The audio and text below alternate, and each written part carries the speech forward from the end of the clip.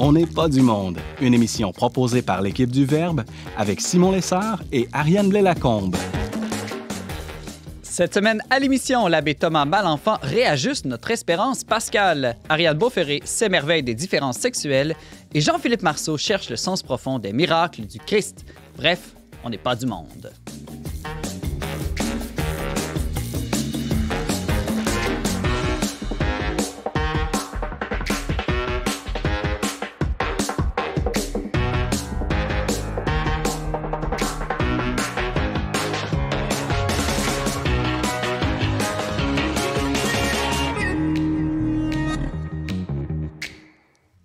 Bonjour à tous, bienvenue à votre magazine Foi et Culture. Ici Simon Lessard, en compagnie de ma co-animatrice Ariane Blais-Lacombe, qui a un écriteau pour nous souhaiter joyeuse Pâques, Ariane. Joyeuse Pâques, Simon. Et joyeuse Pâques à tous en studio. Joyeuse Pâques. Alors, on reviendra avec toi, Ariane. Tu as l'air d'être rayonnante de joie. Je ne sais pas quoi faire avec le panneau. Ben, en tout cas, ça invite les gens qui nous écoutent principalement à la radio en balado d'aller nous voir sur YouTube et à la télévision Ciel et Lumière. Alors, aujourd'hui, une émission très pascale avec, entre autres, Ariane Beauferré. Bonjour. Salut, Simon. Alors, toi, pour Pâques, tu célèbres la différence sexuelle. C'est original? Oui. Tu trouves ça original? Je sais pas. C'est quoi l'idée de création nouvelle, peut-être? Ah, peut-être, oui. C'est vrai qu'aujourd'hui, on est à une époque où on célèbre peut-être pas beaucoup la binarité, puis on la remet en question. Donc, peut-être ça le côté original. On célèbre beaucoup certaines différences, mais d'autres moins. Oui. Là, on va parler des différences biologiques, vraiment. Pas seulement les culturelles, mais est-ce que vraiment nos différences entre les hommes et les femmes ont une source biologique dès la conception, en fait? Merci d'être là en milieu d'émission. Ce sera notre sujet. Abbé Thomas Malenfant, bonjour. Joyeuse Pâques. Ça nous prenait un prêtre, évidemment, pour la semaine de Pâques. De circonstances. Bon, puis de quoi tu vas venir nous parler? Je vais vous parler d'une partie des textes de la Bible qui nous aide à regarder la situation dans laquelle on vit en paroisse, puis dans notre Québec d'aujourd'hui, avec une espérance qui est à la bonne place, une espérance qui déçoit pas. Parce que c'est ça le danger. Hein? C'est dangereux, Pâques, c'est dangereux la résurrection, c'est dangereux l'espérance, parce que quand on met nos espérances pas aux bonnes places, on peut être déçu. OK, fait que c'est pas tout à fait une espérance arc-en-ciel, si je comprends bien. Non, pas trop hashtag, non. OK, bon, on verra ça en tout début d'émission. Merci d'être là. Et Jean-Philippe Marceau, Pâques, après tout, c'est une fête d'un grand miracle. Exact. Puis je vais essayer de regarder une approche intéressante sur les miracles qui a été défendue notamment par C.S. Lewis, qui, au lieu d'essayer d'expliquer les miracles avec ce qu'on connaît du monde, il essaie plutôt d'interpréter le monde à la lumière des miracles. Très intéressant, toute fin d'émission. Merci, Jean-Philippe, j'ai hâte d'entendre ça. Ariane, qu'est-ce qu'on fête cette semaine? Ben, on fête Pâques. Tout étonné. On fêtait Pâques hier, on fête Pâques aujourd'hui, on fête Pâques demain, on fête Pâques pendant 8 jours. Ah, je pensais que c'était en fin de semaine passée, Pâques. Non, c'est la fête, la fête continue. En fait, la fête continue jusqu'à dimanche prochain, qui va être le dimanche de la miséricorde, fête instaurée en l'an 2000 par Jean-Paul II à l'occasion de la canonisation de Sainte Faustine. Mais ce dimanche-là, qui clôt l'octave de Pâques, avait d'autres noms avant. Et là, voici mon quiz. Je sens que, en tant que personne très connaissante autour de la table, vous allez tout avoir les bonnes réponses. Comment se nomme ce dimanche immédiatement après Pâques qui clôt l'octave? Il n'y a pas de choix de réponse, là? Moi, je dirais le dimanche du doute. Ah, tu le sais. Non, j'ai dit ça de même. Ben non, honnêtement. C'est ça pour vrai? Non. OK. Non. Vous le savez pas? Mais non. Moi, je sais pas. Je suis pas sûr. Je me remets en question au niveau liturgique. Là. Non, mais j'ai dit du doute parce que c'est l'évangile, je pense, de Thomas qui doute de la résurrection du Christ. Ben c'est possible. Je sais pas c'est quoi l'évangile de cette journée-là, mais non, je vais vous le donner. Pas d'affaire de couleur. Il y a une affaire de couleur, oui, parce que qu'est-ce qui se passe à Pâques? Il y a des baptêmes. Les nouveaux baptisés portent du blanc. Bon, voilà, une question que vous avez réussi. Puis, typiquement, les nouveaux baptisés portaient le blanc toute la semaine jusqu'à ce dimanche-là qu'on nommait in albis, où à ce moment-là, ils enlevaient leurs vêtements blancs. Mais c'est aussi le dimanche de la Quasimodo. Et là, ça n'a pas rapport avec le bossu de Notre-Dame, contrairement à ce qu'on pourrait penser. C'est en lien avec une lecture de Saint-Pierre qui dit « Comme des enfants nouveau-nés, désirez ardemment le pur lait spirituel ». Et donc, en latin, là, ça fait « Quasimodo infantis », quelque chose. Mon latin n'est pas super, mais bref, on a gardé le Quasimodo seulement. Et donc, c'était aussi le dimanche de la Quasimodo. Très intéressant. Tu vois, tu as réussi à nous apprendre Ben plein de là, choses. On oui. était toute une gang d'ignorants autour de la table. Je suis agréablement surprise. Et d'ailleurs, c'est une œuvre de miséricorde que d'instruire les ignorants. Ah, Donc, bon, ben, tu es tout à fait dans ton thème. Tout se rejoint Tout est dimanche dans- prochain. Merci, Ariane. Alors, on y va tout de suite pour cette émission spéciale de Pâques. Vous aimeriez réécouter ou partager une chronique dont n'est pas du monde? Abonnez-vous dès maintenant aux pages YouTube et Facebook du Verbe Média pour retrouver toutes nos émissions et ne pas manquer celle à venir.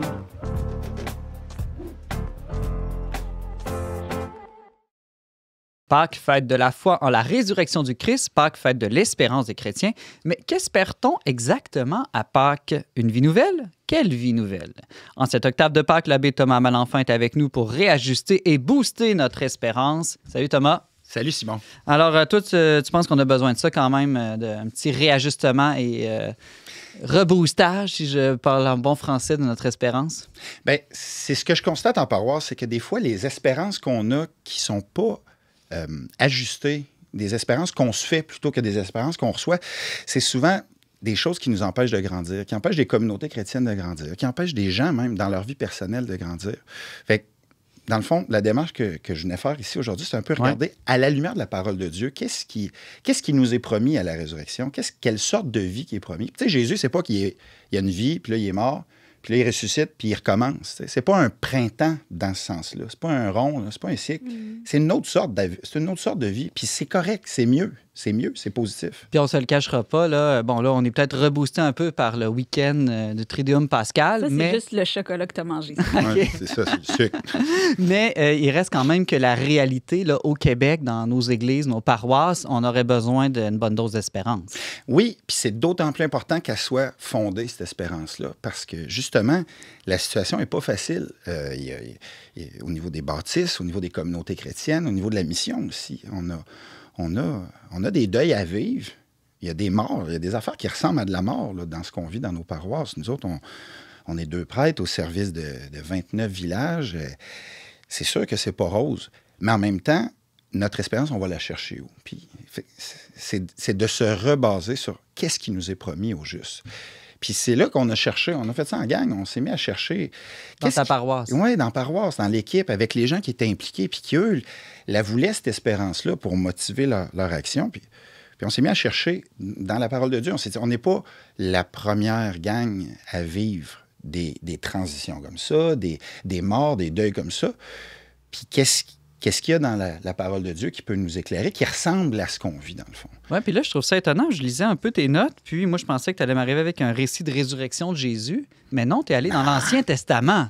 Je suis allé dans quelque chose de plus tough un peu. Cette vieille patente-là, qui est toute là dans le Nouveau Testament aussi, entendons-nous, mais dans l'Ancien Testament, il y a des choses qui ressemblent, je trouvais, plus directement. On est tombé sur des affaires qu'on dit, hey, ça, on entend ça dans notre peuple aujourd'hui. On entend ces paroles-là. On entend, par exemple, dans ce qui est perdu dans le peuple d'Israël à une époque qui est l'époque de l'exil, dans le fond. Mm-hmm. Hein, souvent, on va comparer, quand on veut se craquer, on va parler de l'Exode, on va parler de le peuple qui traverse la mer Rouge, puis la création du peuple. Oui, c'est-à-dire que tout est un exode un peu là, dans la Bible, mais il y a une sorte d'exode qui est très particulière, qui est l'exode d'un peuple qui existe déjà, qui a déjà une histoire. Mm-hmm. Puis je trouve qu'on ressemble plus à ça au Québec. Je trouve qu'on ressemble plus à un peuple qui a déjà une histoire, puis qui est dans une transition plutôt que dans une création ex nihilo. Là. Fait que, dans ce récit de l'exil, si je comprends bien, du peuple hébreu, c'est là que tu trouves une manière de réajuster notre espérance. Oui, parce que c'est un peuple, dans le fond, qu'est-ce qui vivait le peuple à cette époque-là, de l'exil? Il vivait plein de pertes. Hein? Il y a plein de choses qui avaient été, jusqu'à maintenant, les signes de Dieu dans leur vie, qui perdaient. Un de ces signes-là, c'est la terre. L'exil, c'est quoi? Dans le fond, c'est le peuple qui perd son pays. Ouais. Qui perd. L'État n'est plus un État juif. Ils sont plus sur la terre juive. On a les prophètes qui se plaignent de ça. On a dans les psaumes qui disent comment qu'on peut rendre grâce au Seigneur sur une terre étrangère. Tu sais, il y a cette espèce de drame-là. Et ça, on entend ça chez nos gens. On entend ça chez les chrétiens, chez les personnes âgées, par exemple, qui reconnaissent plus leur pays, qui disent on n'est plus dans un pays chrétien, on n'est plus dans un pays Les chrétien. catholiques québécois ou même tout simplement les catholiques d'Occident, on n'a peut-être pas été exilés, disons, géographiquement, mais on perd nos églises et on perd, je dirais, le terrain culturel. On n'est plus chez nous. On est chez quelqu'un d'autre. On est dans une société qui est autre, qui est pas... Puis là, c'est toujours le danger de dire que c'est le diable, c'est mauvais. C'est juste autre. Il y a du bon puis il y a du mauvais là-dedans, mais le fait est qu'on n'est plus dans une terre qui nous appartient comme chrétiens. Puis le peuple d'Israël a vécu ça. C'est ça l'exil. Il a perdu sa terre, mais il n'a pas juste perdu sa terre. Ça a été quoi? Le drame, c'est de perdre le temple aussi. De perdre le temple. Comme la terre, c'était comme les promesses que Dieu avait faites. On va te donner une terre. Puis c'était le signe que Dieu nous aime. Puis qu'est-ce qu'il nous donne? Il nous donne une terre. Le temple, c'était le lieu où on pouvait rencontrer Dieu. Quand tu veux voir Dieu, tu vas où? Tu es un Juif. Tu montes au temple à Jérusalem. Puis là, il n'y a plus de temple. Le temple est détruit. Puis ça, on entend ça. C'est quelque chose qu'on vit. On ferme les églises. On ferme les églises, on les vend. Il n'y a plus de messe. Il n'y a plus de messe. Puis quand on les a encore, ils sont fermés. Puis ce rapport-là au temple... Donc, j'ai plus de relation à Dieu. Donc, si c'était là que ça se passe, qu'est-ce qui se passe quand j'ai plus ce lieu-là? Cette perte-là du temple, c'est quelque chose de profond. C'est un vrai deuil. Puis une autre chose qui est perdue aussi, c'était les sacrifices. En perdant la terre, en perdant le temple, le peuple perdait les sacrifices. Mais là, les sacrifices, on dit, c'est quoi? Qu'est-ce que c'est un sacrifice? C'est ce que l'on fait pour Dieu. C'est une action que je pose pour obtenir l'amour de Dieu. Hein, il y a des passages dans les prophètes qui disent ça, dans toute la Bible. Le sacrifice, c'est quelque chose qu'on fait pour Dieu. Puis c'est bien. Mais qu'est-ce qu'on entend aujourd'hui? Il n'y a plus de messe. Il n'y a plus de sacrifice. On n'a plus ces choses-là qu'on va faire pour Dieu. Il n'y a plus de grande chorale. Il n'y a plus de grande chorale. On ne peut plus faire notre religion. On entend ça mot pour mot dans ce que notre peuple vit, nos paroissiens. Alors, on s'est dit... Mais là, ça ressemble. C'est ça, mais je te vois venir un petit peu, Thomas. Le peuple hébreu en exil a été obligé de repenser sa manière de vivre sa religion ou d'être en relation avec Dieu. Exact, parce que le danger du peuple en exil, puis les prophètes sont là pour leur rappeler ça, puis c'est de fantasmer sur ce que c'était avant. La nostalgie. Une espèce de nostalgie, une espèce de... si Dieu revient avec nous, ça va prendre la forme que ça l'a eu avant. Alors que dans l'exil même, les prophètes sont là pour le rappeler, le Seigneur est présent. Et il nous invite à changer de façon d'être en relation avec Dieu. Puis ce changement-là, ben, on est appelé, je pense, à le vivre. Puis là, c'est pas une espèce d'équivalence ou une espèce de grille, puis là, ça y est, on va tout matcher de notre réalité, puis là, nous autres, on prend nos décisions, puis on regarde toujours dans Daniel, puis Ézéchiel. Non, mais ça donne une lumière, ça nous aide, nous autres, en tout cas, comme équipe, à se dire, qu'est-ce qu'on fait? Qu'est-ce qu'on fait avec nos bâtisses? Qu'est-ce qu'on fait avec nos communautés? Ariane? Est-ce qu'il n'y a pas un lien à faire avec l'invitation du pape à être une église en sortie, de passer de l'église au voyage ou à la sortie, puis de normaliser ça un peu ou de le tourner d'une manière positive? Bien, ça devient possible de le tourner d'une façon positive dans la mesure où on se rend compte que Dieu est là. Parce que le vrai drame, c'est de perdre les signes, mais de penser qu'on a perdu Dieu. C'est ça le vrai drame. Quand on commence à vivre, puis on a des gens dans nos paroisses qui commencent à le vivre, puis nous autres aussi, ça se fait, là, c'est pas fait, mais quand on se rend compte que Dieu est présent, autrement, qu'on est passé de la terre, du temple, puis du sacrifice à autre chose, puis ça, on le voit dans la parole de Dieu, bien, quand on goûte à la présence de Dieu, là, ça aide à vivre ça autrement. Thomas Malenfant, si le peuple hébreu a perdu dans l'exil beaucoup de choses, j'imagine qu'il en a trouvé ou retrouvé d'autres, ou en tout cas trouvé d'une manière nouvelle. Ça a été une découverte. Ça a été un temps de grâce, le temps de l'exil, pour le peuple. Puis c'est ça la bonne nouvelle. C'est ça la vraie résurrection qu'on est appelés à vivre, nous autres aussi. Puis nous, c'est ça qui nous aide en paroisse à continuer de servir. La terre, la perte de la terre, ça n'a pas été de retrouver une autre terre. Ça a été de découvrir pour le peuple que, ça rejoint quelque chose que le pape disait, le temps est supérieur à l'espace. Moi, la première fois que j'ai entendu ça, c'est comme, c'est fumé de quoi, tu sais. C'est buzzé un peu. Mais il y a de quoi de vrai dans l'histoire du peuple d'Israël, dans ce sens-là. C'est-à-dire que le peuple, en perdant la terre, a trouvé son histoire, a découvert que le vrai signe de la bénédiction de Dieu, c'est ce qui s'était fait de génération en génération. Puis ça a été une invitation pour le peuple, en perdant son pays juif, à découvrir comment transmettre la foi à ses enfants dans un pays qui n'est pas juif. Et ça, nous, on le voit en paroisse, que la perte, par exemple, des écoles qui donnent des cours de catéchèse, ça a été une catastrophe, puis ça a été vécu comme une catastrophe. Mais qu'est-ce qu'on voit quelques années après?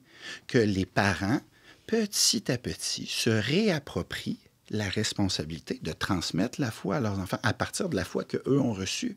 Et là, on part d'une foi qui est dans la terre, dans l'espace, à une foi qui est dans l'histoire, dans l'enchaînement des générations. Puis ça, c'est une grâce, c'est un cadeau qu'on vit. Et le temple, comment est-ce qu'on retrouve un équivalent du temple ou d'une église quand notre clocher ferme dans un village, par exemple? Bien, on a quelque chose qui s'est vécu similaire auprès des Juifs, c'est-à-dire que ça a été la découverte de la synagogue. Qu'est-ce que c'est la synagogue? On entend ça négatif dans l'Évangile, parce que Jésus, il saute une coche avec les synagogues une fois de temps en temps, mais c'est quoi la synagogue? C'est de se rendre compte que la présence de Dieu, elle est là où il y a, puis dans la loi juive, c'est même marqué, 10 familles de croyants qui se réunissent. Puis là, les Juifs, ils ont un mot que je trouve vraiment le fun, là, la Shekinah, c'est-à-dire la présence de Dieu. Là. Elle a quitté le temple, puis elle descend là où il y a 10 familles qui sont ensemble. Bien, c'est le fun. Nous, on a juste besoin d'être 2 ou 3, puis Jésus est avec nous. Ouais, Jésus, comme il a changé les chiffres un peu. Mais 10 familles, il y a une sagesse là-dedans aussi. 2 ou 3, c'est bon pour prier, mais 10 familles ensemble. Une communauté. C'est le début d'une communauté. Le lieu de la rencontre avec Dieu, c'est plus tel ou tel bâtisse, c'est la communauté, c'est l'assemblée des gens qui croient ensemble. Puis ça, si ça peut se faire encore dans une église, tant mieux. Mais sinon, tant pis, la vraie rencontre, elle se fait là. Et les sacrifices, les fameux sacrifices, Thomas, quand il n'y a plus de messe, je veux dire, c'est quand même précieux, la messe. C'est la source et le sommet de toute notre vie chrétienne. Et c'est encore vrai. Puis c'est pas que je suis ici à dire, hey, la gang, c'est fini. Vous avez plus besoin de moi. C'est comme, moi, je cherche à me sauver de l'ouvrage, évidemment, parce que je suis lâche. Il y a un peu de ça, là. Mais c'est pas ça. C'est pas ça. Pour les Juifs, ça a été de se rendre compte que en perdant les sacrifices, ils ont découvert la parole de Dieu. C'est-à-dire qu'en perdant ce qu'eux pouvaient faire pour Dieu, ils ont redécouvert à quel point ce qui est premier et le plus fondamental, c'est l'histoire de ce que Dieu a fait pour nous. Puis qu'est-ce que c'est la parole de Dieu? C'est d'apprendre à lire ce que Dieu fait pour nous. Puis ça, quand on découvre ça, on découvre la messe autrement. Dans nos paroisses, on a des gens qui, à cause de la pandémie, se sont fait couper à la messe. Puis il y a eu des groupes de Zoom, de partage de la parole, des gens qui se sont mis à scruter la parole. Après ça, quand ils vont à la messe, ce monde-là, ils capotent. Ils capotent. Ils nous le disent. Depuis que je creuse la parole de Dieu pendant la semaine, quand j'arrive à la messe, je vois la messe comme quelque chose que Dieu fait pour moi. Et bien sûr qu'il y a un sacrifice aussi, bien sûr qu'il y a une présence, puis qu'il y a une réponse, mais c'est une réponse. Puis ça, on redécouvre ça quand on perd ce qu'on fait pour Dieu, bien on retrouve un peu plus ce que lui fait pour nous. En terminant, Thomas, là, au début, j'ai parlé de réajuster notre espérance. Donc, à la lumière de ce que tu viens de nous montrer là, avec le modèle, je dirais, de l'exil des Hébreux, qu'est-ce que ça veut dire pour nous aujourd'hui avoir une espérance ajustée? L'espérance ajustée, c'est de chercher la présence du Christ vivant dans ce qui se passe maintenant. C'est d'accepter que ce qui nous donne la vie, c'est pas les formes que le Christ a utilisées avant. Il y a quelque chose dans Pâques qui est aussi de dire, bien, ce qui est passé est passé. Le Christ, il est où? Maintenant. Puis de le chercher là, puis de faire le deuil de ce qu'on s'imagine être sa façon d'agir, bien, dans nos vies personnelles, puis dans nos vies de nos communautés, puis de nos paroisses, bien, c'est ça qui nous permet d'être joyeux. Pour vrai. Pas d'une joie qui est buzzée, qui est à côté de ce qui se passe, qui est déconnectée, mais d'une joie qui est là. Le Christ, es-tu présent? Oui ou non? Est-ce qu'il agit? Oui ou non? Oui. La réponse, c'est oui. Il n'agit pas comme avant, mais c'est le même Christ qui agit. Après tout, aussi, les premiers chrétiens vivaient dans une époque comme la nôtre qui était loin d'être elle-même chrétienne, au moins pour les 3-4 premiers siècles. Il n'y en avait pas de pays, eux autres. Il n'y en avait pas de temps. Puis l'Eucharistie, elle était bien sûr un sacrifice, mais elle était d'abord le sacrifice du Christ. Puis elle était parole de Dieu vivante. Et c'est comme ça que c'est né. Puis c'est comme ça que ça peut renaître aussi. Très intéressant. Merci beaucoup, Abbé Thomas Malenfant. Tu es... est-ce que tu es curé ou modérateur? Je suis modérateur d'appellation contrôlée. OK, exactement. C'est ça ton nouveau titre. Ouais. De l'unité pastorale. Ça, c'est comme une grosse paroisse, dans le fond. C'est 3 paroisses qui sont regroupées ensemble. De Bellechasse et de Chaman. Bellechasse C'est bien ça. Bon, ben beau titre. Bravo. Merci. Tu as accompli quelque chose. Non, sans blague. Merci beaucoup et très joyeuse Pâques. Merci.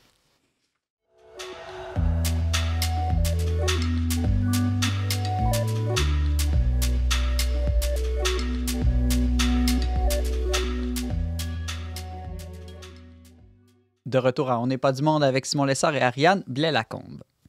Dieu créa l'homme à son image. Il les créa hommes et femmes. La différence sexuelle est au cœur de notre humanité. Elle est même à l'image de Dieu selon la tradition chrétienne.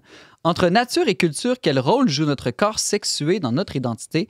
Ariane Beauferré, biologiste et maman de 3 petites filles et un garçon, aborde la question avec nous aujourd'hui. Salut Ariane. Salut Simon. Alors, tu nous lances dans des questions très difficiles et polémiques et à la fois si simples aujourd'hui. Oui, dire qu'est-ce qu'un homme, qu'est-ce qu'une femme, aujourd'hui, on n'ose plus trop dire. Non, exactement. Mais ma première question, ce serait, est-ce que être un homme ou une femme, c'est simplement quelque chose de culturel? Il y a des stéréotypes et qui peuvent changer avec le temps ou les lieux? Ou est-ce qu'il n'y a quand même pas, il me semble, un ancrage biologique, chromosomique, je ne sais pas si c'est un mot. Oui, chromosomique, ça fonctionne. Ben, comme pour beaucoup de questions, la réponse, elle est entre les deux. Là. Je pense que c'est assez évident. Oui, il y a des choses qui sont des constructions sociales qui sont développées en nous, qui forment notre personnalité d'homme et de femme à cause de notre culture, à cause de notre environnement social, à cause de notre époque aussi. Il n'y a pas les mêmes rôles sociaux selon les époques. Mais tout n'est pas une construction sociale. Ça, c'est un problème qu'on peut avoir aujourd'hui, cette idée que un enfant, il va se développer un petit peu selon les conditions extérieures qu'il va avoir. Tout n'est pas inné non plus. On n'a pas une identité finalement unique qui se développe et qui n'est influencée par rien. Mais il y a quand même un apport très important de la biologie. Notre identité, elle a un socle biologique aussi. Je me demandais, toi justement qui connais bien la biologie, est-ce que dès la conception, la différence sexuelle est là? Elle est présente? Oui, dès le début. C'est quelque chose d'assez connu. Je peux même vous poser la question, qu'est-ce qui fait la différence entre un embryon, fille ou garçon? X ou Y, quelque chose comme ça? Exactement, c'est les chromosomes. Les chromosomes, c'est notre capital génétique. C'est toutes les informations qui nous permettent de nous développer et qui vont déterminer finalement notre taille, notre couleur des yeux, mais aussi certains comportements aussi qui sont inscrits dans nos gènes. Les hommes, ils vont avoir un chromosome Y, les femmes n'en ont pas, elles ont 2 X. Et le chromosome Y, il est particulièrement important. S'il n'est pas là, l'embryon, il va se développer de façon féminine, en fait. C'est un peu le sexe de base. Par contre, s'il manque l'autre chromosome X, on va avoir une femme qui va potentiellement avoir des problèmes de santé quand même. Et c'est un gène, notamment le gène qui s'appelle SRY, qui va déterminer la différenciation sexuelle. Donc, dès le début, l'embryon, il se développe. Puis là, déjà, c'est assez rigolo parce que l'embryon masculin, déjà, tout de suite, il se développe plus vite, il consomme plus d'énergie. C'est un peu stéréotypé. Et il va y avoir, notamment, donc, dans son liquide amniotique, mais aussi, il va sécréter, à partir de ses testicules, déjà, le petit enfant, beaucoup plus de testostérone, ce qui va faire masculiniser son corps, mais aussi son cerveau. Et donc, il y a des différences qui sont intrinsèques qu'on voit entre les petits garçons et les petites filles, mais qui se développent déjà pendant la grossesse, en fait. Les garçons, ils vont avoir une plus grande capacité générale à l'analyse systématique. Donc, par exemple, ils vont aimer trouver des solutions à des problèmes, ils vont aimer les jeux mécaniques, ils vont aimer aussi avoir des intérêts pour des questions de hiérarchie, pour des sports d'équipe. Et ça, c'est des choses qu'on peut observer en regardant quelles zones du cerveau sont utilisées, lesquelles sont développées, lesquelles ont une plus grande croissance de ce qu'on appelle matière grise, une croissance neuronale. Les filles, par contre, vont avoir généralement une plus grande capacité d'empathie, de communication. Par exemple, dans la petite enfance, les filles, elles vont parler plus vite, elles vont avoir un vocabulaire plus élaboré et aussi une meilleure compréhension des émotions. Ce qui fait en sorte qu'on peut avoir des petits garçons qui sont beaucoup plus bagarreurs, qui vont avoir beaucoup plus de mal finalement à comprendre qu'est-ce qui se passe à l'intérieur d'eux, et des filles qui vont devenir plus rapidement responsables et calmes, et quand on leur explique quelque chose, elles comprennent puis elles passent à autre chose. Et tout ça, quand je dis ça, ça a l'air d'être des gros stéréotypes. Ce qu'il faut comprendre, c'est que c'est des moyennes. Donc, comme pour tout ce qu'on peut mesurer dans la population, souvent, par exemple, si on prend la courbe de taille, les hommes, en moyenne, sont plus grands. Ça ne veut pas dire qu'il n'y a pas des hommes qui sont petits, qu'il n'y a pas des femmes qui sont grandes, mais ça fait une courbe qu'on appelle normale, une forme de cloche. Donc, la moyenne est au centre, et puis les extrémités, il y a beaucoup moins de représentants, en fait. Si on reprend l'exemple des tailles, il y a beaucoup moins de personnes qui sont toutes petites ou qui sont très grande. Mais là, ça, tu nous dis que c'est vraiment fondé dans la biologie. Exactement. Que c'est pas des construits sociaux. Parce qu'on entend ça beaucoup, là. On donne des poupées aux petites filles, on donne des autos aux garçons. Oui. Faut pas s'étonner que leurs intérêts se développent en fonction de ce que leur donne. Mais ce que tu dis, c'est que, indépendamment de ce qu'on présenterait, il y a quelque chose de naturel, de biologique. Là. On présente les deux, et c'est très bien qu'un petit garçon, par exemple, joue à la poupée. Moi, ça arrive que mon fils, qui a 4 ans, il prenne une poupée, il la met dans une poussette, il se promène dans la maison, il va jouer au papa et à la maman avec ses sœurs. C'est normal, il y a une diversité de jeux. Mais il reste que la majorité des garçons vont préférer certains types de jeux, même quand tu leur présentes. Et c'est ce qu'on remarque aussi à l'âge adulte. Il y a des emplois qui sont préférés et ce n'est pas toujours une construction sociale. Par exemple, les femmes elles vont être beaucoup plus dans des emplois où on doit prendre soin. Pourquoi ? Parce que dans notre biologie, il y a un système hormonal, on a aussi notre cycle menstruel qui vont faire en sorte qu'on est plus interpellé à materner, prendre soin des autres, des petits. Alors que les hommes vont avoir, comme un cerveau droit plus développé, une analyse systématique, ils vont avoir envie de régler des problèmes, de construire des ponts. Là, je fais encore une fois des gros stéréotypes, d'aller dans l'ingénierie. Et c'est pas quelque chose qui est construit socialement, c'est quelque chose qui est vraiment à l'intérieur de nous, qui inscrit un trait. Par contre, ce qui est important, c'est que même si on a ce trait de base ou qu'on ne l'est pas, c'est nos expériences de vie qui vont renforcer ce trait. Donc c'est pour ça que tout n'est pas inscrit dans la biologie, tout n'est pas culture, c'est les deux ensemble. Mm-hmm. Quand on est dans la petite enfance, c'est il y a un développement de l'enfant qui est guidé par les gènes, mais qui, on dit, sculpté par l'expérience. Donc, c'est les expériences de vie qui vont renforcer ces traits. Les petites filles, par exemple, elles vont se battre moins parce qu'elles ont des meilleures compétences de base en communication, ça, je l'ai déjà dit, mais elles ont aussi ce qu'on appelle les amygdales cérébrales qui servent à gérer les émotions. Chez les garçons, ça se développe plus tard. Les garçons aussi, ils ont la notion du temps dans leur cerveau qui se développe plus tard, 1 an plus tard. Donc à 5 ans, une petite fille, elle comprend c'est quoi à peu près 5 minutes. Un garçon, il comprend ça à 6 ans. Donc ça génère plus de frustration des fois. C'est des choses de base. Ariane, quand on parle de différences sexuelles, c'est surtout à l'adolescence, à la puberté. Il me semble que là, ça commence à devenir de plus en plus manifeste, cette différence. Flagrant, oui, parce qu'il y a toute une période autour de 7-8 ans où les enfants se ressemblent beaucoup, finalement. Là. Il y a un climat hormonal qui est très similaire à ces âges-là. Et puis, autour des premières menstruations chez les filles et des développements corporels chez les garçons, autour de 10-12 ans, là, il y a des énormes différences qui apparaissent. Donc, on parle de l'adolescence neurologique. Ça, c'est très long. C'est pas juste quelques années, c'est 12 à 24 ans. Notre cerveau, il a fini de se développer à 24 ans. Et ça explique beaucoup de choses. Oui, pourquoi lui, c'est un grand ado qui ne devient jamais adulte, entre autres. Oui, mais ça explique aussi les normes sociales. Pourquoi est-ce que le droit de vote, il n'est pas à 16 ans? Pourquoi est-ce qu'on ne peut pas se marier non plus à 15 ans? Notre cerveau, il n'est pas encore prêt à prendre des décisions. Mais là, vu que les hommes, on se développe plus lentement, devrais-tu voter plus tard un peu? C'est une bonne question. C'est vrai que les filles, c'est un peu plus tôt. Mais bon, individuellement, il y a quand même des différences. Donc, c'est plus simple d'avoir une seule norme. Pendant l'adolescence, il y a aussi avoir un fort désir de nouveauté. Ça aussi, c'est un neurologique. Tout ce qui est nouveau va produire du bien-être, en fait, chez le jeune. Donc, c'est pour ça que les jeunes, ils veulent tout tester, là. Les nouvelles expériences, ça leur fait du bien. Ça se calme un peu plus tard. Il va y avoir aussi des aires du cerveau qui concernent les relations sociales, sont celles qui vont se développer le plus. Donc les adolescents, finalement, à cet âge-là, ils sont incités dans leur cerveau à sortir du cercle familial et à aller faire des rencontres et à partager des autres choses. Je trouve que ça explique beaucoup de choses de nos vies, finalement, là, quand on regarde juste la biologie. Même politiquement, pourquoi les jeunes adultes, les universitaires veulent toujours du changement. Exact. Et que les vieux deviennent conservateurs. Oui, il y a un vent de révolution et on se calme un petit peu plus tard. Là, on devient plus sage à l'émergence de l'âge adulte. Mais c'est fort ce qui se passe là. Il y a aussi une augmentation de la créativité qui est observée. Et puis, nos choix à cette période vont participer à l'unification de notre personne. Encore une fois, tout n'est pas biologique. Ce qu'on fait, les expériences qu'on répète, les choix qu'on fait, finalement, vont améliorer les circuits neuronaux dans notre tête et faciliter les choix ultérieurs, finalement. J'imagine qu'à l'adolescence, l'apparition, je dirais, de la sexualité aussi doit jouer un rôle important de différence entre les hommes et les femmes. Oui, tout à fait. C'est vrai qu'il y a la maturité sexuelle, déjà, elle arrive beaucoup plus tôt que la maturité cérébrale. Donc, surtout chez les hommes, c'est assez intéressant. Il y a toute l'importance, l'émerveillement. On a, les hommes comme les femmes, une on peut ressentir de l'émerveillement face à des œuvres d'art, face à des paysages. Et c'est quelque chose aussi, on pourrait dire, le beau, c'est subjectif. Mais non, il y a des choses qui, objectivement, toutes les personnes, quand elles écoutent la 7e de Beethoven, elles ressentent une émotion, puis il y a toutes les zones du cerveau qui s'activent. Donc, il y a une partie objective dans le beau.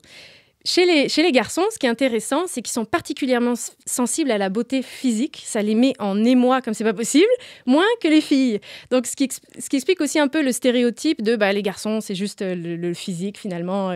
Mais comme ils sont jeunes, qu'ils ont 14, 15, 16 ans, puis qu'ils n'ont pas la maturité cérébrale encore pour prendre des choix posés et réfléchis, ça arrive qu'ils fassent un peu n'importe quoi. Les hommes, sous l'effet de la testostérone, ils vont prendre un peu plus de risques, ils vont faire des excès de vitesse, ils vont tomber parfois dans la drogue parce qu'ils vont avoir le goût de la nouveauté. Et donc, c'est une période qui est critique finalement, et où hommes et garçons et filles, plutôt, et hommes et femmes en devenir, sont en apprentissage et ont besoin d'être soutenus aussi. On ne peut pas juste leur dire, voilà, t'as 16 ans, t'as 17 ans, c'est ton corps, fais ce que tu veux. Mais non, son cerveau, il n'est pas encore fini, là, donc il a besoin d'aide un petit peu, là. Ariane Beauferré, quand on devient adulte, est-ce qu'on est comme fixé biologiquement pour toujours ou notre différence d'hommes et de femmes continue à nous influencer ou même à changer avec le temps? Alors, ça continue à changer. Notre biologie, bien sûr, depuis même qu'on est dans le ventre de notre mère, elle est faite pour la procréation. Et donc, il y a aussi tout ce passage de quand l'homme ou la femme devient père ou mère. Et là, il y a des changements qui sont vraiment énormes et qui sont permanents dans notre cerveau aussi. Et pas seulement chez les femmes. Chez les femmes, bien sûr, il y a la grossesse et toutes les hormones reliées qui vont faire en sorte qu'on va devenir plus multitâche. On va devenir aussi avoir des meilleures capacités pour protéger un petit peu ce qui nous entoure. Donc, ça veut dire une meilleure acuité visuelle, une meilleure ouïe. C'est des choses très concrètes. Hein. C'est pas juste « moi, je sens pas trop d'attachement ». Non, il y a des choses qui sont vraiment mesurables. Et qui augmentent en plus avec l'interaction avec le bébé, ce qu'on appelle l'effet miroir. Les hommes aussi vivent ça, ils vont avoir des changements permanents aussi. Le simple fait d'être en présence de leur épouse enceinte, ça dégage aussi des hormones dans leur corps. Après l'accouchement, le fait de voir l'enfant, bien évidemment. Le fait de voir la femme qui allaite aussi, ça déclenche chez l'homme des réactions d'ocytocine qui vont augmenter l'attachement. Et toute la biologie est finalement faite pour créer une certaine stabilité familiale. Donc, c'est comme si le couple et la famille s'étaient inscrits aussi, en fait. C'est pas juste l'homme fait des enfants, puis ensuite il retourne à sa vie, puis il n'a pas besoin d'être une famille. Non, il y a une unité familiale qui est déjà inscrite. Il y a un exemple, par exemple, qui est assez amusant. C'est le matin, les hommes, souvent, vont avoir un pic de testostérone. C'est pour quitter la maison, en fait. C'est pour aller, OK, je pars travailler, là, c'est bon, je me mets en marche, je sors de chez moi, puis je vais mettre du pain sur la table, puis je vais m'activer, je vais m'ouvrir au monde. Quand un bébé vient de naître, il n'y a plus ce pic de testostérone. Donc, le père, finalement, il a moins envie de partir. Il a envie de rester pour s'occuper de sa famille. Ça aussi, c'est donc vraiment très concret. Donc, les congés parentaux épousent, je dirais, les lois biologiques. En partie, oui. Puis il y a des choses qui sont finalement qui sont devenues socialement acceptées par tous, puis des règles qu'on ne sait pas trop l'origine, mais elles ont aussi une origine biologique et pas seulement. Mais ça dure culturelle. 5 semaines ou 6 mois? Là, ça, je ne pourrais pas te dire. Non, okay. On va changer les lois. Ariane, tout à l'heure, là, tu m'as étonnée. Est-ce que j'ai bien compris qu'à l'origine, on serait tous, pendant un instant, tous comme féminins? Puis oui, là, après ça, selon l'apparition d'un autre chromosome, certains deviennent des hommes? C'est pas ça. Non, dès le début, il y a XX ou XY. OK. Mais si, par exemple, il manque le chromosome Y, ça peut arriver. Il y a des personnes qui vont avoir juste un chromosome. Ou il va y avoir des personnes qui ont des chromosomes X, mais avec le gène SRY. Donc, c'est vraiment une question de génétique. Là. Ça va déterminer si on est un homme ou une femme. Mais s'il manque, d'ailleurs, ce chromosome Y, pendant longtemps, on a pensé que c'était un reliquat, en fait, quelque chose qui allait finir par disparaître. Parce que si vous le regardez là sur des images, il est rabougri, tout petit, on ne sait pas trop à quoi il sert. Là. D'ailleurs, les premières personnes qui ont essayé d'étudier ça, dans la communauté scientifique, je faisais un peu rire au nez. C'est le cas il s'appelait David Page, celui qui a fait beaucoup de recherches sur les chromosomes Y. Et en fait, on lui disait, mais tu vas pas découvrir grand-chose. Alors qu'en fait, non, toute la spécialisation masculine, elle se trouve là, quasiment. Donc, dès le début, en fait, on est soit homme ou femme, mais ça dépend après du bagage génétique qui se développe par la suite. En conclusion, Ariane, ceux aujourd'hui qui prétendent que la différence homme-femme ne serait qu'un construit social, est-ce qu'ils tiennent un discours anti-scientifique? Est-ce qu'on peut aller jusque-là? Ah, mais complètement. Puis l'opposé aussi. On ne peut pas juste dire que tout est biologique parce que selon les expériences de vie qu'on a, selon les expériences aussi que nos parents ont eues, ça, j'en ai pas parlé, mais il y a aussi toute la place de l'épigénétique. Notre ADN, on le voit souvent de façon, c'est une longue ligne avec différentes paires de bases. Mais en fait, non, l'ADN, c'est plus, il est en boule. Puis selon l'endroit où il se trouve dans notre corps, il va être ouvert, fermé. Et l'épigénétique va nous permettre finalement de développer certains traits ou pas, selon les expériences qu'ont eues nos parents, selon les expériences que nous-mêmes, on a. Donc, par exemple, si une femme, elle a eu des maltraitances dans son enfance, ça va avoir une influence sur la façon dont elle va pouvoir être capable de s'occuper de ses enfants plus tard. Mais la biologie ne fait pas tout. Donc, il y a aussi toute une place à la culture. C'est vraiment les deux ensemble, encore une fois. Une réponse entre les deux. Tu réconcilies nature et culture aujourd'hui. C'est la mission du Verbe. Merci beaucoup, Ariane Beauferré, biologiste. Merci et à une prochaine fois. J'ai très hâte à chacune de tes chroniques. Au revoir.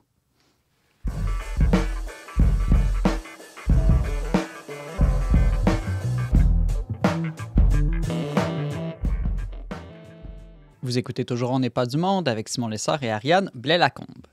Le jour de Pâques est le jour du grand miracle de la résurrection. Si le Christ n'est pas ressuscité, votre foi est sans valeur, disait saint Paul.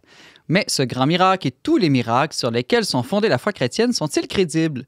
Jean-Philippe Marceau croit que oui, et non pas seulement parce qu'ils sont physiquement possibles, mais parce qu'ils jettent une lumière incomparable sur le monde qui nous entoure. Bonjour Jean-Philippe. Salut Simon. Alors, si je comprends bien, ou plutôt si j'ai bien lu tes notes, Jean-Philippe, tu crois aux miracles non pas juste parce que, non pas parce que tu les comprendrais, je dirais directement, mais parce qu'au contraire, les miracles t'aident à comprendre bien d'autres choses. Exact. C'est un argument que j'ai beaucoup aimé et qui m'a surpris un petit peu de l'auteur britannique C.S. Lewis, qu'on connaît notamment pour avoir écrit les Chroniques de Narnia, mais il a aussi beaucoup fait d'apologétique chrétienne.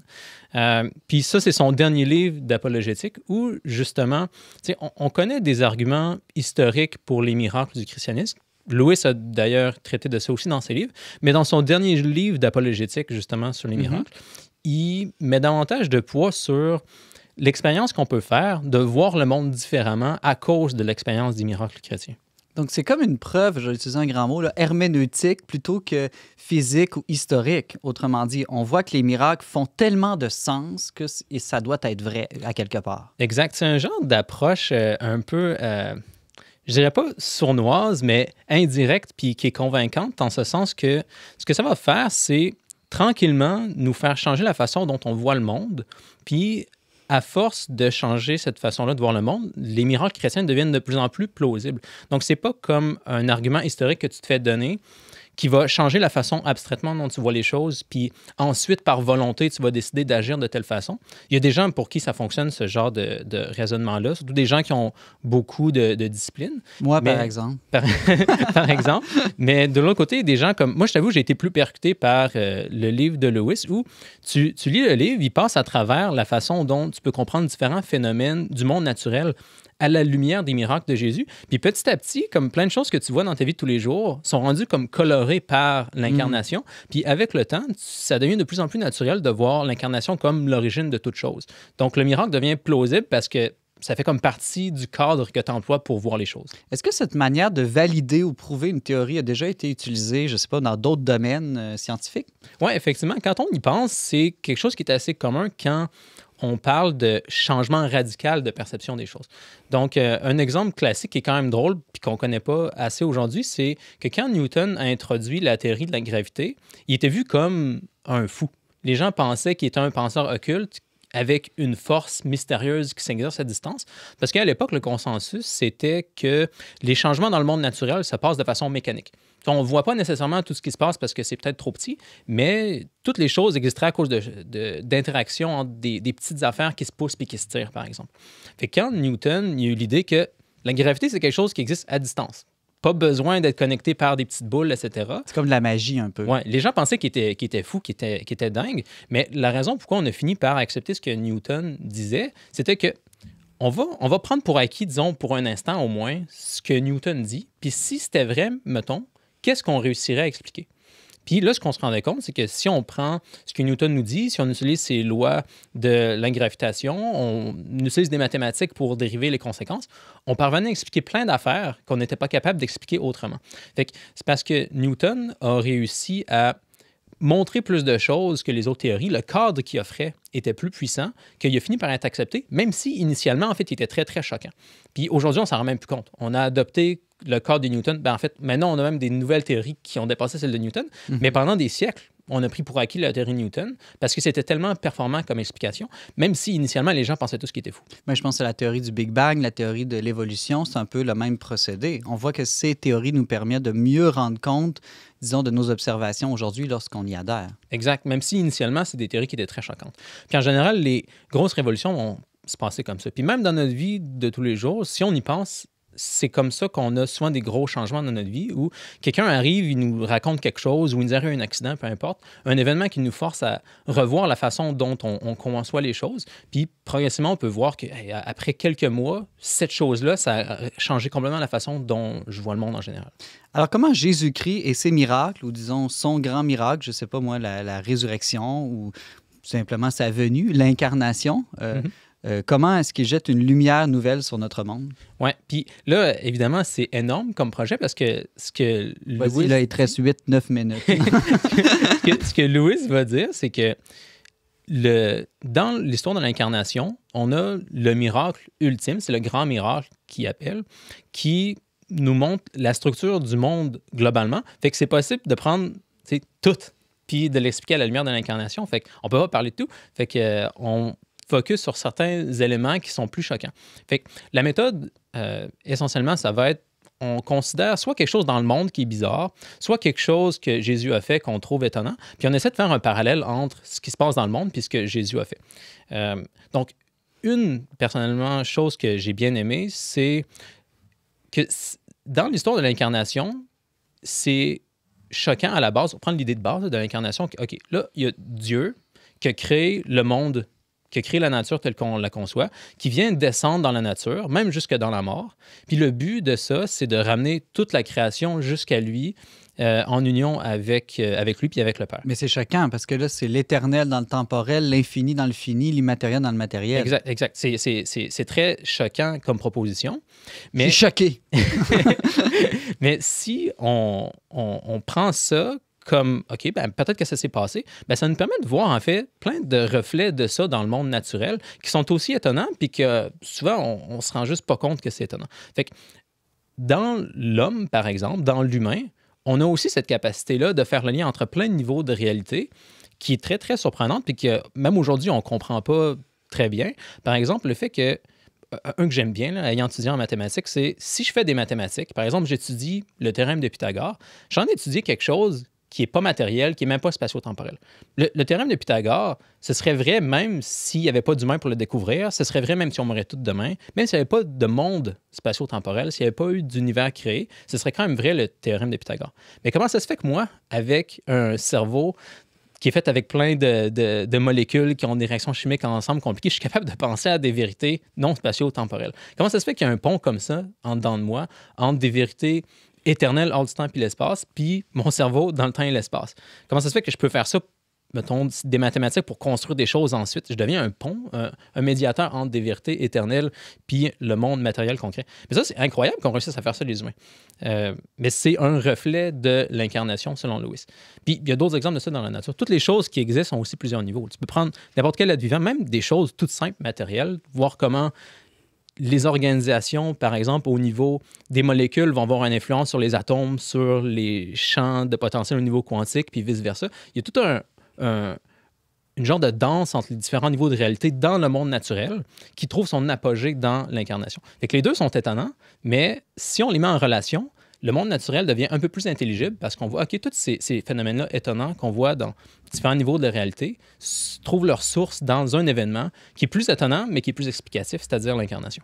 Donc, si j'essaie de bien reformuler là, ce que tu dis, de même que notre pensée semble mélanger de l'universel et du singulier, du matériel et de l'immatériel, de même, le mystère de l'incarnation, c'est cette même combinaison. Exact. C'est à un niveau plus haut parce que d'habituellement, Dieu ne vient pas agir aussi directement dans le monde matériel que dans l'incarnation, mais il y a quand même un pont entre des vérités éternelles quand on fait des mathématiques, par exemple, puis le monde matériel. Est-ce qu'il y a d'autres exemples? Oui, Ariane, tu avais une petite question. Et tout ça ne fournit pas une preuve. Ça montre de la plausibilité, mais ça reste que c'est pas prouvé. Exact. Ce que tu vas avoir à la fin, mettons, du livre de Lewis, c'est pas une investigation historique qui vise à prouver, OK, hors de tout doute, cet événement-là s'est produit pour telle raison. C'est plus un changement progressif dans notre perception qui s'opère parce que Lewis va faire ce genre de lecture-là du monde naturel à la lumière de l'incarnation sur plein d'affaires. Fait que, je dirais comme une centaine de pages, peut-être la fin du livre, où il explique, OK, on peut comprendre mieux comment ça se fait que les humains, on va guérir naturellement, par exemple, d'un paquet de maladies, à la lumière des guérisons que Jésus faisait. On va comprendre comment aussi l'effet placebo, par exemple, c'est quelque chose d'étonnant qui se passe dans le monde naturel, que une grosse partie de la médecine des médicaments, c'est-à-dire qu'on utilise, viennent d'une époque où on n'avait pas encore fait autant d'études pour s'assurer qu'ils sont plus efficaces que le placebo. Mais c'est vrai que ça va marcher souvent. Tu vas voir ton médecin, tu dis que tu as tel problème, il donne comme prescription une pilule qui, finalement, qu'on sait aujourd'hui, ne fait plus grand-chose. Mais reste que tu vas guérir de cette maladie-là. Mais ça, tes opposants ne diraient pas plutôt que c'est l'inverse que de prouver des miracles. Ça, c'est de prouver que ce qu'on pensait être des miracles, en fait, ont une explication psychologique. Bien, je ne sais pas si je dirais que c'est juste psychologique. En fait, ce que je trouve plus intéressant de dire, puis peut-être plus intelligible, c'est de voir qu'il y a un rôle à l'esprit humain qui peut descendre puis avoir un impact sur la réalité matérielle. Mettons, quand tu fais... C'est un genre de rituel que tu as avec ton médecin. S'il te dit, prends ça, puis tu vas être guéri, puis après ça, à chaque jour, tu prends ta pilule, puis là, après une semaine, 2 semaines, tu es guéri. C'est un genre de rituel qui implique l'esprit humain pour avoir un impact biologique. Puis, je pense que c'est à la lumière des interventions que Jésus faisait aussi en demandant la foi des gens. Je ne veux pas dire que l'incarnation, c'est un exemple de placebo, que les miracles que Jésus faisait, c'était juste du placebo. Je veux plutôt dire que le fait qu'il y ait cette trace-là dans les relations humaines, d'effet de l'esprit humain, des relations qu'on a en nous sur le niveau biologique de notre santé, c'est un reflet, c'est à l'image de l'incarnation. Est-ce que aussi tout le récit, disons, de la création, l'idée que, je parlais tout à l'heure du Big Bang, là, l'idée que, en tout cas, souvent on fait comme si tout venait de rien, en tout cas que rien de matériel, là. Est-ce qu'il n'y a pas un lien à faire avec justement cette idée d'incarnation? Oui, moi, c'est une autre chose que j'ai bien aimé. Lewis parle du fait qu'on dirait que le monde, si tu y penses, là, puis il y a des philosophes qui ont dit ça, même avant qu'on ait l'idée du Big Bang, que le monde est contingent, il n'y avait pas à exister, mais le monde sort de rien. Puis aujourd'hui, on a le Big Bang qui est une belle image de ça. On dirait qu'on a les lois de la physique qui sont compatibles avec un peu ce qui s'est passé. On sait pas, il n'y a même pas vraiment de temps, on dirait, avant le Big Bang. Si tu regardes ça de façon un peu naturelle, on dirait que le monde est arrivé de rien. Mais ça, c'est à l'image de ce qui s'est passé dans la conception virginale de Jésus. L'idée que Jésus est arrivé avec un rien, le fait qu'il manquait Marie, c'est pas rien quand même. Là. C'est pas rien, mais il manquait un chromosome. L'Esprit Saint non plus. Non, exactement. Un Y, là. Il manquait quelque chose, mais Jésus est quand même sorti de ce genre de rien-là. Comme le Big Bang, justement, est sorti de rien. Fait qu'on peut voir un événement qui est étonnant dans la nature, à la lumière de quelque chose qui est étonnant aussi dans l'histoire de l'incarnation. Mais systématiquement, Lewis fait ça tellement souvent qu'à un moment donné, ça devient très, très naturel. Thomas Malenfant? Mais il y a une attitude là-dedans, dans ce que j'entends, dans ce que tu dis, c'est qu'il y a une attitude, ça présuppose le fait qu'on s'étonne de ce qui se passe dans la nature. C'est sûr que si on arrive avec une vision où ce qu'on a tout compris, c'est sûr qu'une démarche comme ça, on comprend rien de ça, là. Non, effectivement, ça prend un genre d'émerveillement. Il faut qu'on se questionne un petit peu sur ce qui se passe dans la nature, puis qu'on soit aussi un peu surpris par ce qui se passe dans le christianisme. Si quelqu'un était complètement immunisé à l'émerveillement, qui était étonné ni par... pense déjà tout savoir, par exemple. Oui, lui, ça le laisserait ni chaud ni froid. Là, ça ferait... Avant qu'on se laisse, là, on fait Pâques, le miracle lui, de la résurrection. De quelle manière est-ce qu'il jette de la lumière sur notre monde? En fait, c'est une classe de miracles intéressante dont Louis parle, où non seulement Jésus vient récapituler des structures qui existent déjà dans le monde actuel, j'ai parlé de plusieurs niveaux, le Big Bang, etc., mais Jésus vient aussi faire des miracles qui amènent un nouveau monde, notamment la résurrection. Il y a d'autres choses qu'il va faire aussi. Par exemple, quand Jésus marche sur l'eau, ça, c'est pas quelque chose qu'il y a dans la nature actuelle. Jésus, en marchant sur l'eau, il vient pas récapituler des choses qui existent déjà dans le monde pour les rendre plus intelligibles. Il vient faire quelque chose de nouveau. Puis l'idée de base pour ce genre de miracle-là, que ce soit de marcher sur l'eau, de ramener des gens à la vie ou de lui-même de revenir à la vie, c'est une union plus étroite entre l'esprit et la matière. Par exemple, l'eau dans mon corps m'obéit toujours. Là. Quand je bouge mon bras, je bouge de l'eau qu'il y a dans mon bras. Mais si je suis capable de marcher sur l'eau, mon esprit a un certain pouvoir même sur la nature physique de l'eau. Puis à la résurrection, c'est encore plus intense. Quand Jésus lui-même est ressuscité, il n'est pas contraint par les portes, il peut apparaître, il peut disparaître, il n'est pas contraint par le temps et l'espace. Donc, Jésus est en train d'emmener un monde où l'esprit et la matière vont être en relation beaucoup plus étroite, beaucoup plus puissante que ce qu'elles ont présentement. OK. Voilà. C'est beaucoup de stock pour une petite chronique de 15 minutes. Beaucoup à méditer. C'est tout le temps qu'on avait. En tout cas, Jean-Philippe Marceau, merci beaucoup. Ça me donne le goût de relire mes miracles autrement, ou en tout cas de les regarder autrement. Tu es rédacteur, entre autres, pour The Symbolic World. On peut lire ton texte sur lesmiracles-sur-le-verbe.com. Merci beaucoup, puis joyeux octave de la résurrection. Merci, toi aussi. Vous avez un commentaire, une suggestion ou une question pour l'équipe d'On n'est pas du monde? Contactez-nous via les pages Facebook et YouTube du Verbe Média ou écrivez-nous directement à onpdm@le-verbe.com.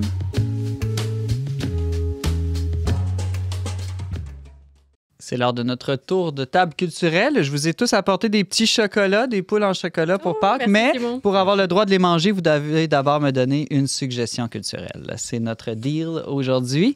Alors, Thomas Malenfant, on commence avec toi. Je propose un poème, un livre, s'appelle « Le cœur du monde ». Ça a été écrit par un théologien, un des grands théologiens du 20e siècle, Hans Urs von Balthasar. Ça s'appelle « Le cœur du monde ». C'est un poème sur Pâques. Lire ça dans le temps de Pâques, c'est une merveille. Et contrairement à d'autres écrits de ce théologien-là, c'est pas théologique, c'est pas compliqué, c'est juste beau. C'est juste... 350 pages ou... Ah, c'est 200 quelques pages. Ouais. OK, c'est pas un poème de 3 strophes, là. Non. C'est un poème soutenu, mais moi, je lis ça à tous les ans à Pâques, puis à chaque fois, ça me tire des larmes. C'est d'une grande beauté, puis ça aide à voir la résurrection autrement. Le cœur du monde de Balthasar. Merci beaucoup, Thomas Malenfant. Ariane Beauferré? Alors moi, c'est le livre sur lequel j'ai pu baser les informations de ma chronique. Oui. Hommes et femmes, ce que nous disent les neurosciences, publié l'année dernière, je pense, par le professeur René Écochard, qui est docteur aussi.